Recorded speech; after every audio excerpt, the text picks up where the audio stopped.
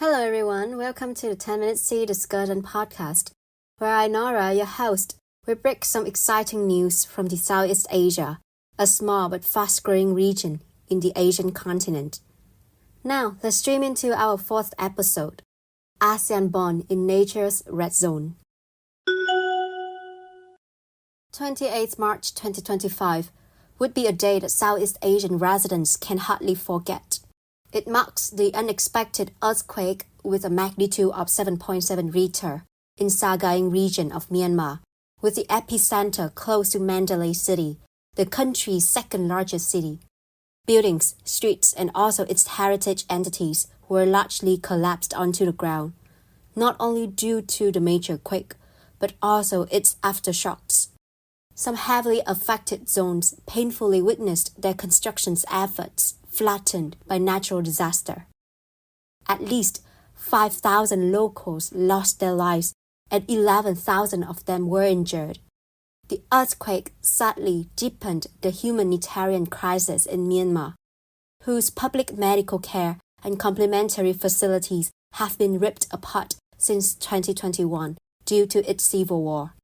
What was shocking was that Myanmar was not the only nation to experience such a terror moment. Bangkok, the capital city and known as the tourism center of Thailand, almost 1,000 kilometers away from Mandalay, also felt the strong tremors. Though the damages in Thailand mainly include cracks on buildings' walls, the quake within a minute also pulled down a high-rise which was still in the middle of its construction, trapping workers inside. It is also where the large proportion of the country's death tolls lies. According to the latest report on 14 April, 2 weeks after the incident, 36 workers were confirmed dead, while the other 59 were still missing. Given all the lost lives, this earthquake can be deemed as the most devastating one in Thailand's natural catastrophe history.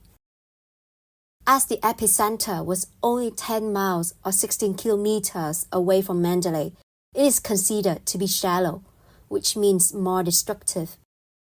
While it is obvious for Thailand to go through the strike, as it shares the border with Myanmar, further away cities like Ho Chi Minh City and Hanoi City of Vietnam also recorded some unusual tremors. Dwellers or office workers staying in high-rise buildings were stunned seeing chandeliers, shelves, and indoor furniture slightly swing back and forth. Some undergoing stronger shake started to have shallow cracks on its wall. So what is happening in ASEAN?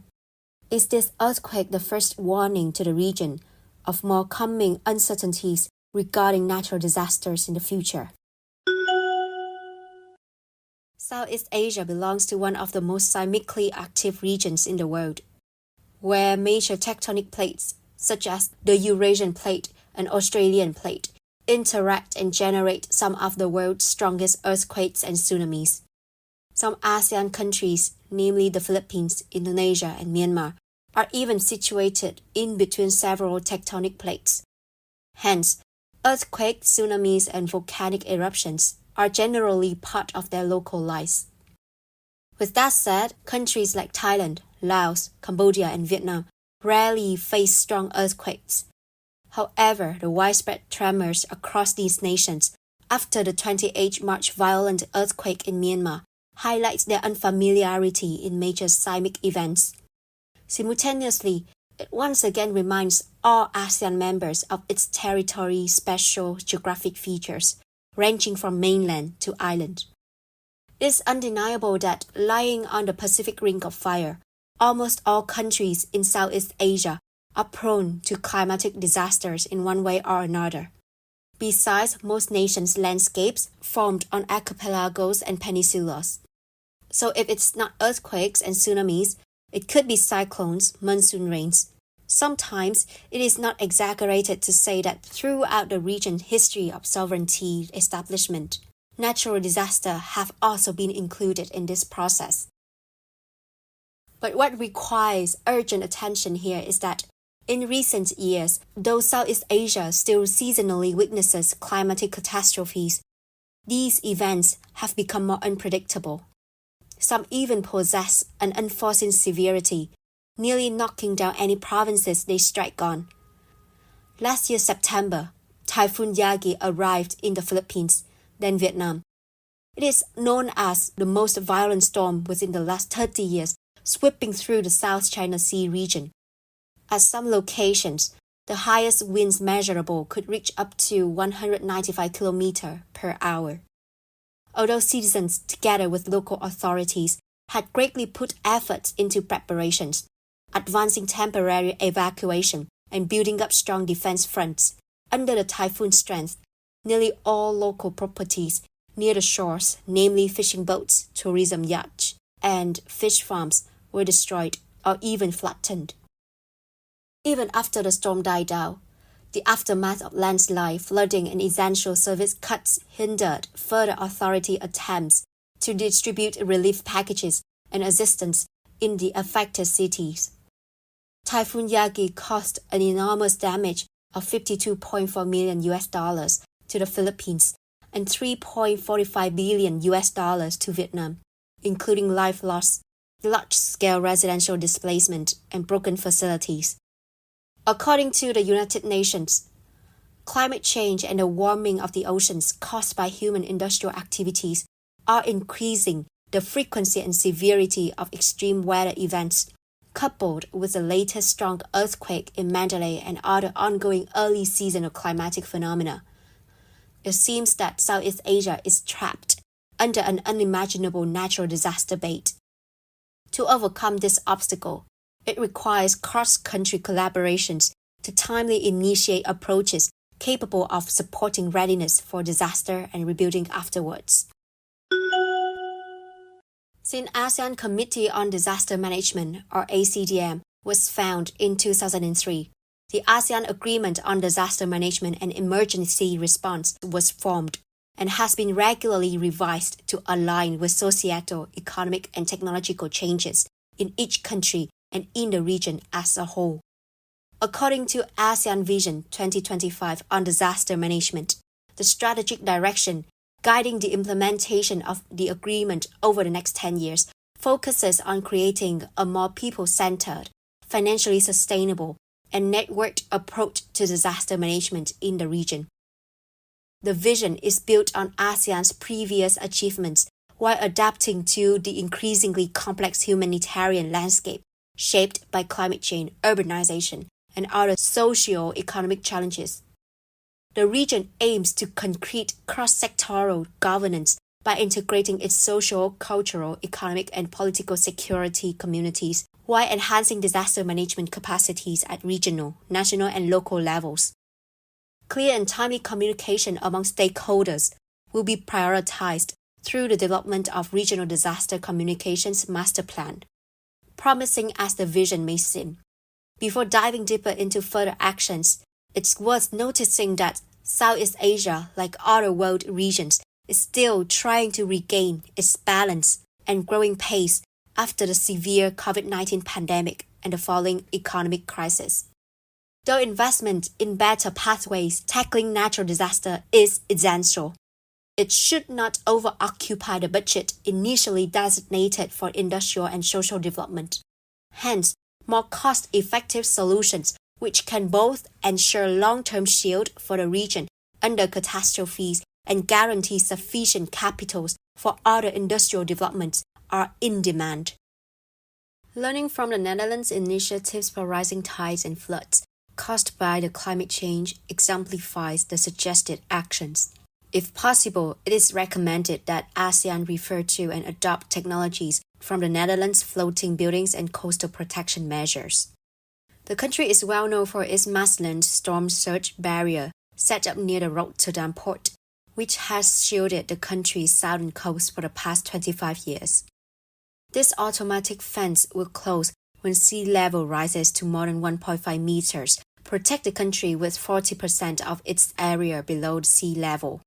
With years of experience in water management, the majority of related inventions in the Netherlands are both effective and cost-saving, which is believed to have reduced billions of dollars in manufacture for flood disaster systems and damage suffered by locals.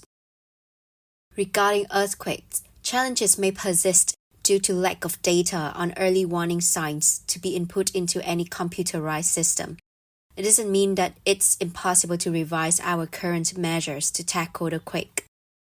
For the time being, ASEAN has successfully launched an online platform named ASEAN Earthquake Information Center, where most earthquake-related data are updated frequently.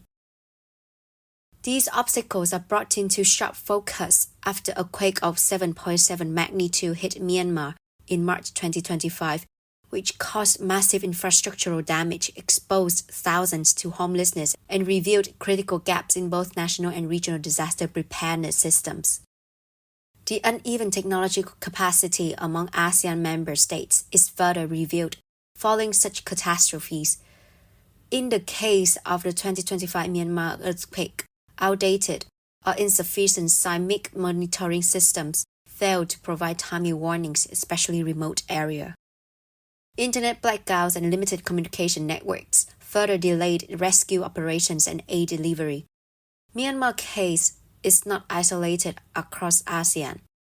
Many countries lack interoperable and real-time data systems that could enable effective cross-border coordination during disasters. While some countries like the Philippines have improved weather prediction systems and early warning networks, the problem often lies in the last-mile delivery of alerts, where vulnerable populations in rural or informal settlements still miss timely evacuation notices.